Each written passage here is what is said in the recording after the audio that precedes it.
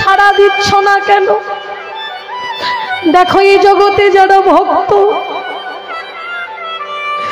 এই জগতে যারা তোমায় ভালোবাসে, তোমাকে কতবার ডাকে, তুমি তাদের ডাকে সাড়া দাও না।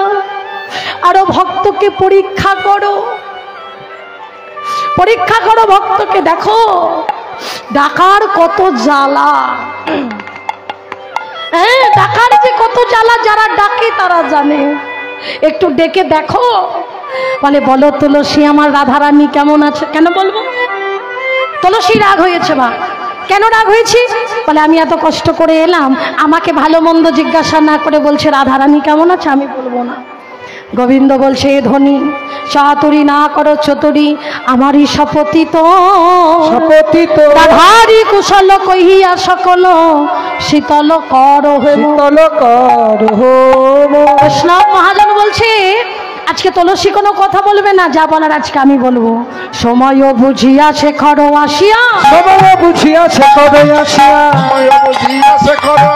সময় বুঝিয়া শেখর আসিয়া মধুর করি বলে, সময় বুঝিয়া শেখর আসিয়া সুমধুর করি বলে। আর সে যে বিনোদিনী আসিবে এখনই, সে যে বিনোদিনী আসিবে এখনই, থাকো হে সরস্বতী কুলে, সে যে বিনোদিনী আসিবে এখনই, থাকো হে সরস্বতী কুলে। তুমি বসে বসে জপ করো, সবার বেলা যা নিয়ম তোমার বেলাও কিন্তু তাই নিয়ম। তাই গৌর রাধে রাধে। হ্যাঁ, ভক্ত যেমন তোমাকে ডাকে দিনের পর দিন, রাতের পর রাত, মাসের পর মাস, বছরের পর বছর, যুগের পর যুগ তোমাকে তোমার সাধনা করে তোমাকে পাবার জন্য আজকে তুমিও রাধাকুণ্ডের তীরে বসে বসে জপ করো। রাধারানীর কৃপা হলেও হতে পারে। হ্যাঁ, তুমি বসে বসে জপ করো আর নয়ন জলে ভাসো। এই কথা বলেই আজকে যে মালাটা নিয়ে এসেছিল আজকে সঙ্গে সঙ্গে তুলসী গোবিন্দের গলায় পরিয়ে দিয়ে প্রসাদী করে আবার নিয়ে নিয়েছে, নিয়ে রাধারানীর কাছে এসে দাঁড়িয়েছে। এইবার রাধারানীর অষ্টসখী ললিতা, বিশাখা, চিত্রা, চম্পকলতা, তুঙ্গবিদ্যা, রঙ্গদেবী সবাই ঘুরি ফিরিয়ে এসে দাঁড়ালো। বলে তোরা বলে দিই কৃষ্ণ ভজন কৃষ্ণ দর্শন আমায় কিভাবে হবে? বলে শোন, তোকে ছলনা করতে হবে। রাধারানী বলছে সখী রে, ছলনা করব? জন্মটাই তো আমার ছলনা করতে করতে চলে গেল, বল আজকে কোন ছলনা করতে হবে? না, আজকে তুই গভীর রাত্রে স্বপ্ন দেখেছিস। কি স্বপ্ন? না তোর স্বামী মারা গেছে। হরি বল। এই বলে তুই কাঁদবি যতক্ষণ না তোর শাশুড়ি আসবে। তোর শাশুড়ি যখন আসবে, তোকে যখন জিজ্ঞাসা করবে বৌমা কাঁদছো কেন, তখন তুই বলবি সূর্য পূজা করলে সকল বিপদ চলে যাবে। এবার শ্বাস মুখে শ্বাস ছাড়িয়া কাঁদে বিনোদিনী গো, শ্বাস মুখে শ্বাস ছাড়িয়া কাঁদে বিনোদিনী গো, শ্বাস মুখে শ্বাস ছাড়িয়া কাঁদে বিনোদিনী গো, শ্বাস মুখে শ্বাস ছাড়িয়া কাঁদে বিনোদিনী গো। হরি বল। এরাদে শুরু কর, শুরু কর।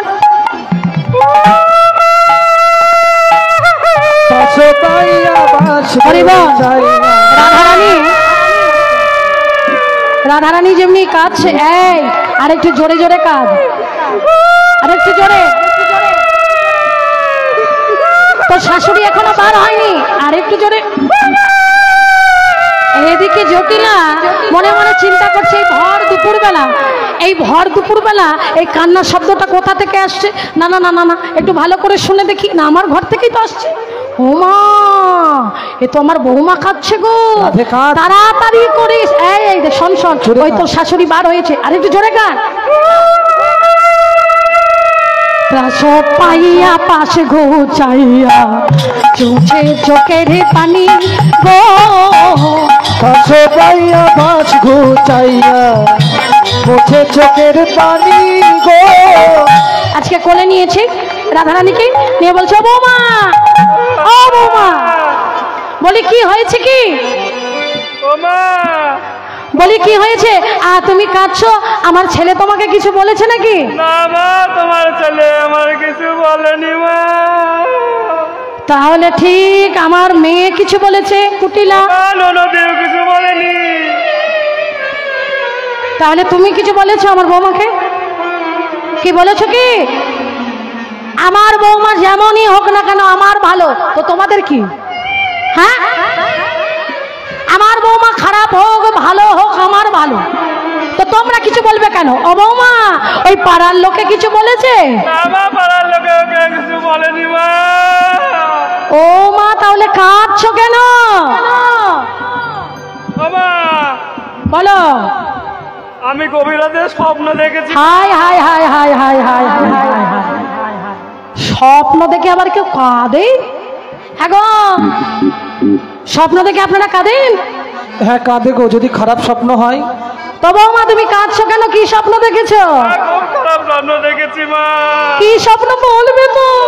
ও মা, তোমার ছেলে মারা গিয়েছে মা গো। ও মা, কি সর্বনাশ! নিশির রাতে যে সুখী স্বপ্ন দেখি আমি গো, নিশিরাতে সেই যে সুখী স্বপ্ন দেখি আমি গো, বড় পতির কি দুর্গতি, শোনো মা গো তুমি গো। বড় পতি কি দুর্গতি, শোনো মা গো তুমি গো। ও বাবা, বলি কি স্বপ্ন দেখেছো? কি খারাপ, আমার ছেলে মারা গেছে? বলি ও বৌমা, বলি আর কিছু দেখোনি? আমার ছেলের মঙ্গলের জন্য। কি দেখেছো বলো বলো। ও মা, বলো। কাঁদতে আমি যেই ঘুমিয়েছি, হ্যাঁ, আবার ভোরের থেকে দেখলাম কি দেখলে? যে সূর্য পূজা করলে হ্যাঁ, সমস্ত বিপদ কেটে যাবে।